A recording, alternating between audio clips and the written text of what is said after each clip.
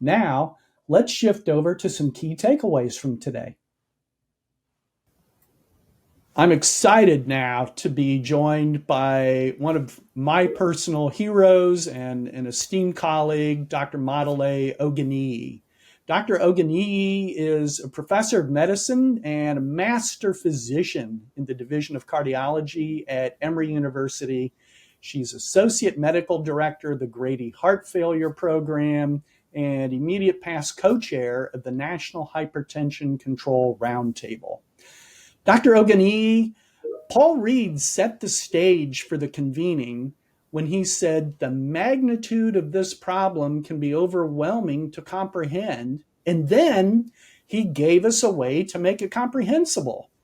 With the COVID pandemic fresh in all of our minds, he said, while not an emerging infectious disease with communicable risk, the extraordinary burden of disease and the sheer numbers of premature deaths attributable to hypertension demand that we see this for the pandemic that it is. We need a paradigm shift at all levels of society, including all aspects of government.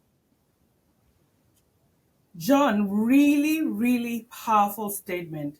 When Dr. Reed said hypertension is common, but hypertension control is not, he hit it right on the target.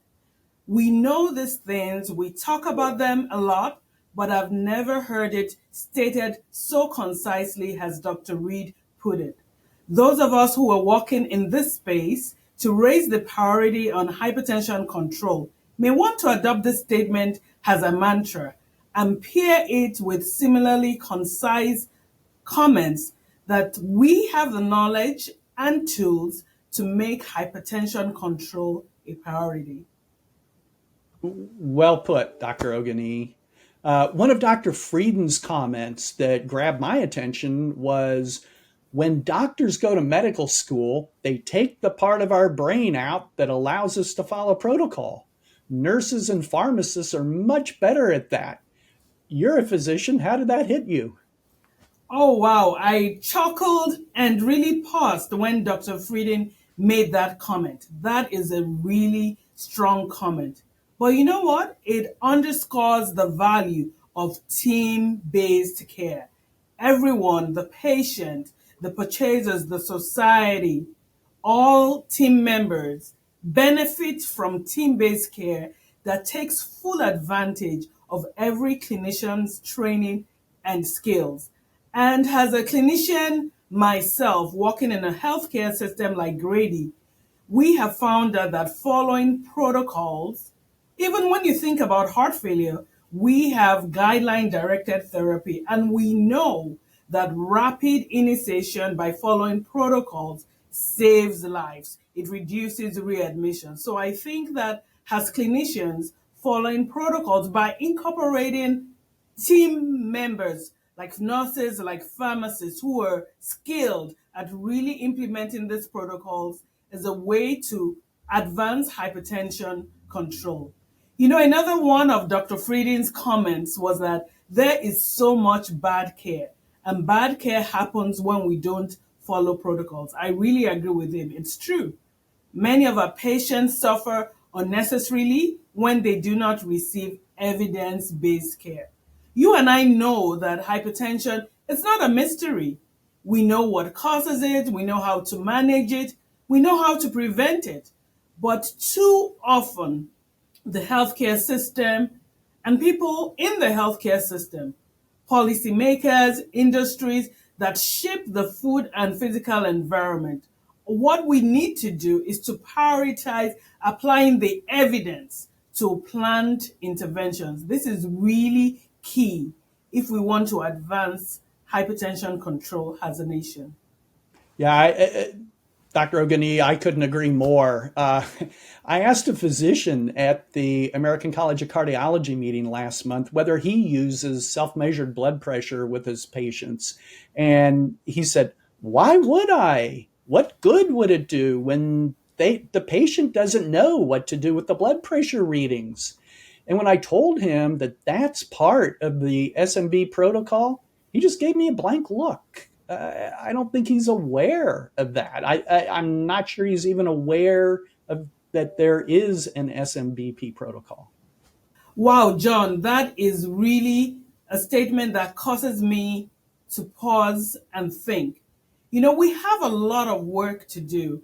I mean, as a public health physician that I call myself, I think that we need to get the message out about self-measured blood pressure, which is SMBP.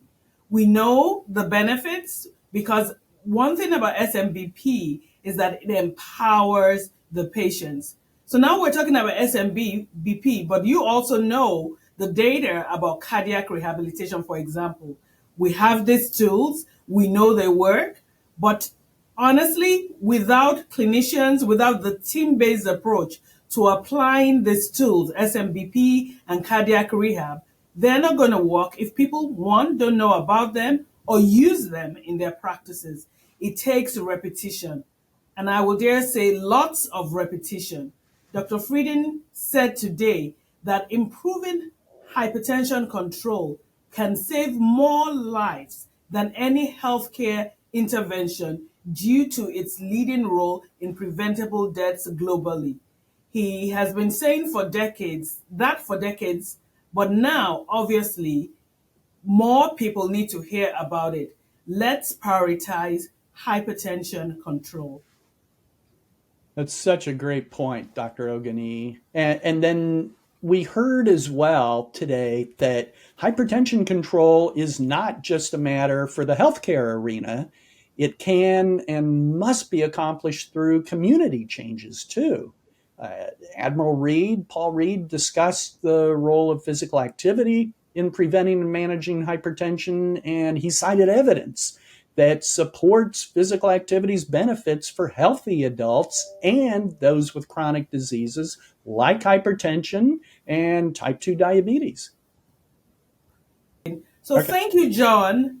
You really bring up a very important point on the role of physical activity. We all know the beneficial effect of physical activity on blood pressure, not only on blood pressure, but its cascading beneficial effect on all other conditions. And I applaud your organization for that program really based in the community. Move with the mayor. It's taking physical activity from the doctor's office right into the community and promoting community engagement to really advance healthy lifestyle. He in his talk he explained how increasing physical activity on a broad scale impacts just beyond blood pressure really. It impacts all the benefits, includes blood pressure control, improved cardiovascular health, even emotional well-being, and increases daily functioning. Yes, and thanks, Model A, for the shout out for Move It the Mayor. I was pleased that we had Mayor Sherlin here from Athens, Tennessee, to share with us how his rural town is helping people be more physically active. You are right on, but and I am so honored to be part of the National Forum. One thing I've really learned from you and your leadership and this and the National Forum is the importance of making the business case for hypertension control.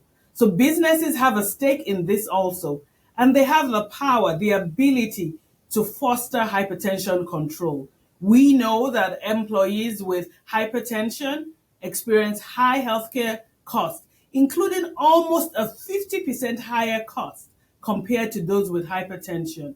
We know that employees who have hypertension experience decreased productivity, and we know that there is a huge healthcare cost with employees having uncontrolled hypertension. They spend more hours away from work due to complications. So, really, treating and controlling hypertension not only leads to immediate health benefits and lower costs, but we must make it a target to achieve immediate health and productivity returns. Yeah, Dr. Ogani, I agree. And I thought Bridget Hallman from Paychecks did a great job of explaining how that company's experience demonstrates the measurable outcomes from their hypertension programs and including a significant percentage of participants who reduced their blood pressure. And those kinds of successes highlight the feasibility and effectiveness of interventions focused on hypertension control and the positive impact that employers can play in empowering and enabling their employees to better manage their blood pressure.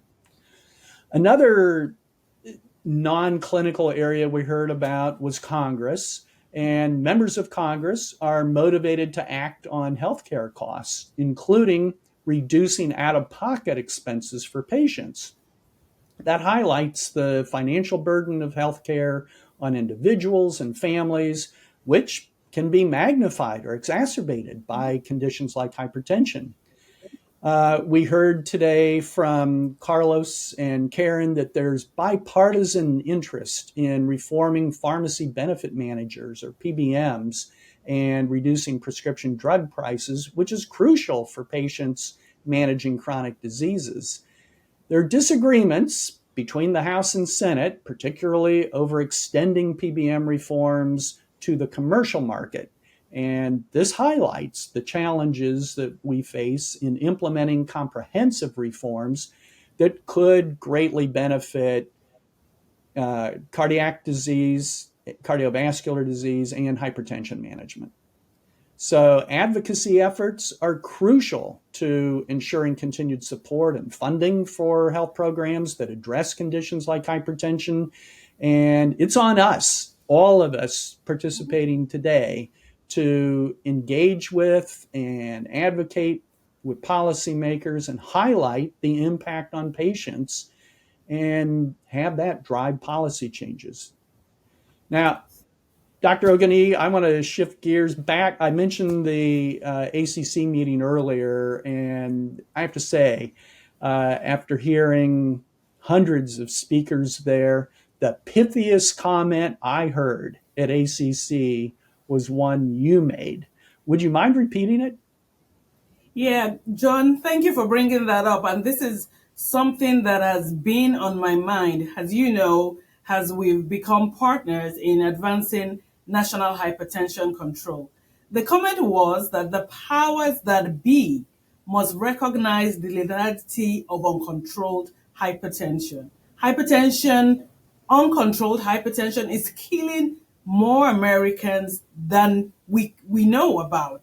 And I will add that all of our speakers today highlighted there's significant disparities in hypertension control, particularly affecting Black Americans who have higher rates of uncontrolled hypertension compared to white Americans. And not only that, they develop significant complications like kidney failure, like heart failure, stroke, at a higher rate compared to other Americans.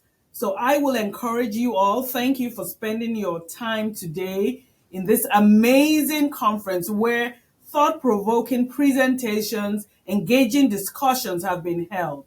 We all need to prioritize hypertension control, and not just hypertension control, but equitable hypertension control. And as you can see from the theme of the conference, it requires a multi-sectorial approach.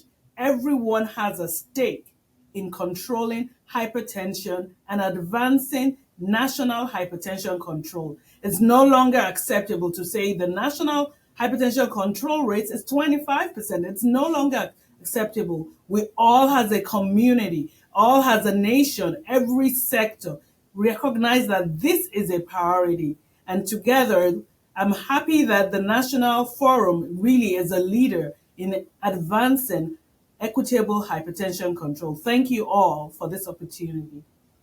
Thank you, Dr. Ogunniyi. I couldn't say it better myself.